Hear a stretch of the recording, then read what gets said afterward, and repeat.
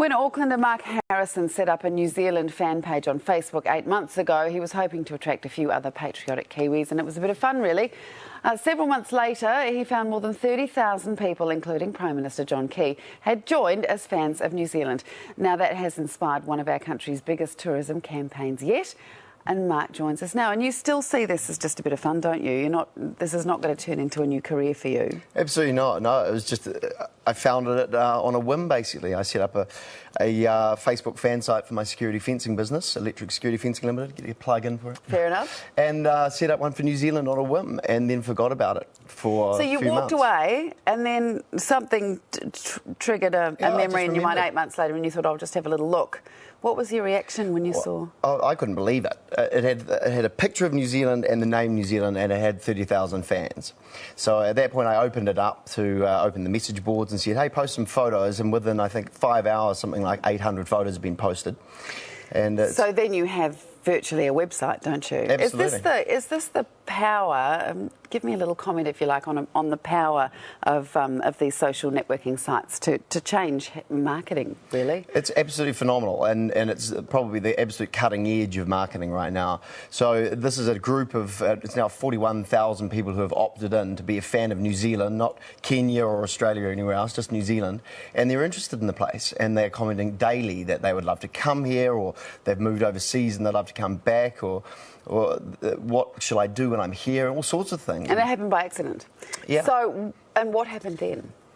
Well, at that point, I had this phenomenal database in my hands of people who wanted to rent campers and things. So I had to chat to my mate Tim Alp, who's the CEO of Juicy Rentals. And Tim said, oh, well, we should do something about that, you know, promote Juicy and whatever.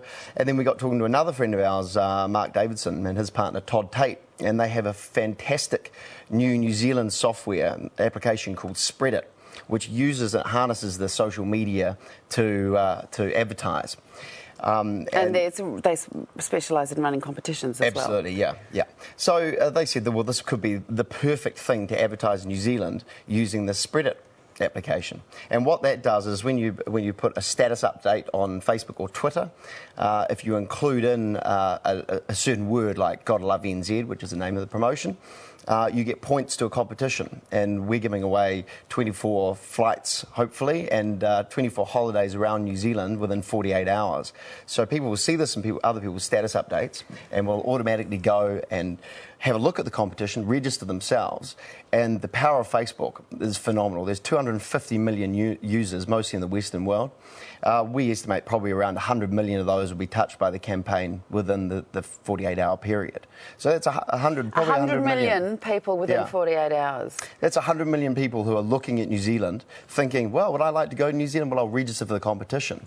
They're looking at the newzealand.com website, they're looking at our Gotta Love NZ website, and getting very enthused about it. That's a lot of people in a quick amount of time. In actual fact, Mark, this may be taking off faster than you can fund it, because at this stage you have got a lot of tourism providers that have signed on and offered free stuff for the winners of that competition. You don't yet have an airline. Are you going to have to? You and your mate's going to have to fork out for the air tickets? Oh, we may have to. Yeah. Are you happy to do that? Oh, we'll have to take that under advisement. I think it's a pretty big ask. But you're looking for an airline to? Yeah, we'd love to have an airline. That would make it truly the largest competition pretty much in the world. No one will have ever touched anything like that, with 24 free flights. You have one or two or maybe 16. Have you talked to anybody, any marketing data specialists who've told you just how big this could be for tourism?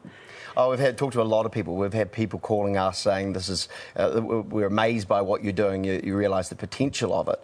And that's why we're getting all the tourism operators coming on board daily wanting to get involved, because it's free for all. Anyone who's in tourism in New Zealand is welcome to join us, join the promotion. It's just simply to get people down here, get them spending money, get them to enjoy New Zealand. People are desperate to get here. It's unbelievable. Well, you're going to get 24 of them, or possibly more. And it's a great idea. Well done, Mark Harrison.